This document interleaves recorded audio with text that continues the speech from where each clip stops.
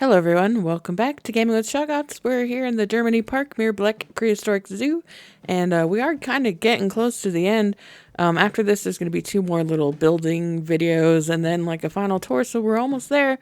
This is such a huge park, and I'm not even using the expanded maps. Like, this came out before that mod was available, so I can't imagine what this is like with expanded maps. It must be insane.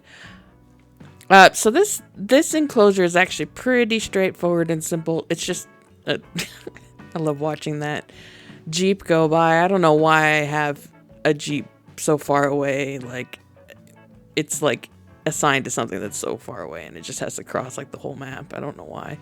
I also don't know why I haven't fixed it, but it's kind of funny to see it go zooming by in the videos. But anyways, this is a pretty straightforward build. Enclosure. It's just a big hole in the earth. Definitely made possible by the expanded terrain tools mod. It makes it so much easier to do like just big, deep enclosures like this. Like, I don't think you can get this deep with the normal tool.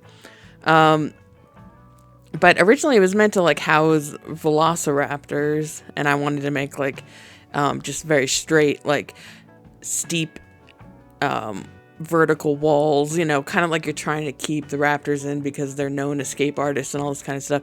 And then I ended up putting them in another park, in the Superdome park. I did the Raptor Island that recently came out, and I was just like, well, I just did those raptors, like, so we'll do something else in here. So I put Baryonyx in here instead, so that's why I call it the Berry Bowl.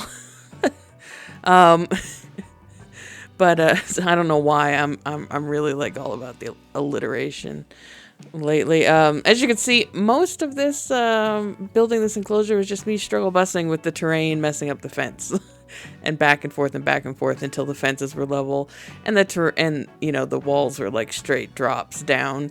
I of course put fences down in the bottom and then make them invisible with the invisible fence mod. Because otherwise the dinosaurs will just walk right up that wall. I have no idea why the terrain did that when I put those there. At least I didn't when I made that, when that mistake happened. But I think now, more I think about it, it's probably because the game was trying to attach the viewing gallery to the invisible fences down below, and so that like it like really altered the land, which can happen when you're doing like extreme terrain stuff like this. Yeah, sometimes it just the landscape really gets, you know, messed up when you try to do something like put a building down. So it happens, and you just gotta tweak with everything until you get it right. But yeah, as you can see, this is a pretty short video compared to some of my other speed builds, and it's pretty straightforward, like nothing terribly difficult in it. Apparently we're just gonna sit here instead. And there goes that Jeep again. Apparently I was taking a snooze there. But yeah, and once again, like I said, like the fences were they were my like nemesis in this, because otherwise it's really straightforward. But just getting those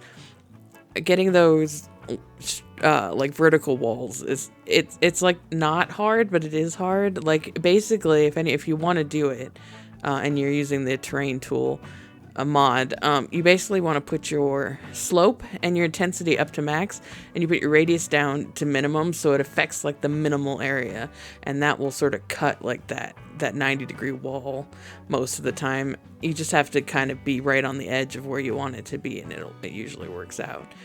But every so often you will have those fences go wild on you, and you just gotta tweak it until it gets to where you want it. And sometimes you just gotta accept that it won't be perfect. Like, I would have loved to have like a lip that went around the whole area, but you know, I'll take what I can get.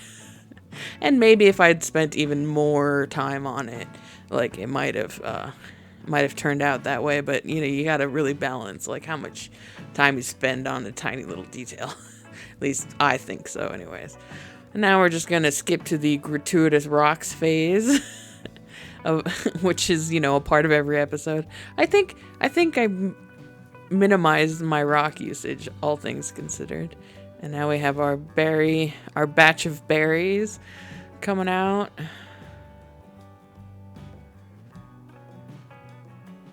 There's actually a pretty cool Baryonyx mod by Mr. Feilong, who I've done mods of before. All the Spinosaurids, actually. They did a kind of a pack of all the Spinosaurids, so I'm really looking forward to using them, but I decided not to use them on this park, since this park is kind of like a minimal mod park. It's not like a heavy modding park, but I will probably be using those guys soon. But yeah, so this is the enclosure area. Just a little bit of nature stuff going on. Next to it is going to be a very large enclosure with some packies and stuff in there. I don't know if I said it in the beginning of the video or not. I can't remember all 6 minutes ago, but I have actually finished the park now at this stage, and I've recorded everything. It's just a matter of doing voiceovers and you know, speeding everything up, and then you know, making the videos. But the park is done, and I will probably, over the next week or so, you'll probably see the rest of the episodes, week and a half, you know.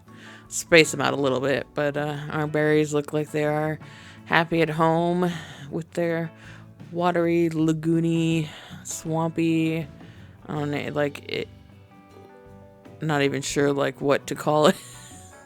It's kind of, I mean, it is swampy, but it's more like a lakeside treatment or something like that.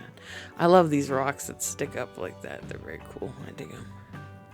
And I really appreciate, like, if you watch these guys for long enough, like, they like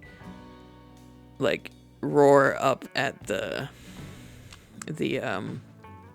viewing galleries, like, quite a lot.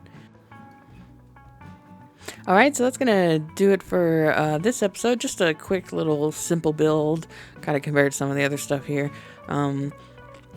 As always, I appreciate you checking out my video, and if you're new, consider subscribing or leave a like or a comment to say hello. And I will be back with more Jurassic World Evolution 2 real soon. Until then, have a good one.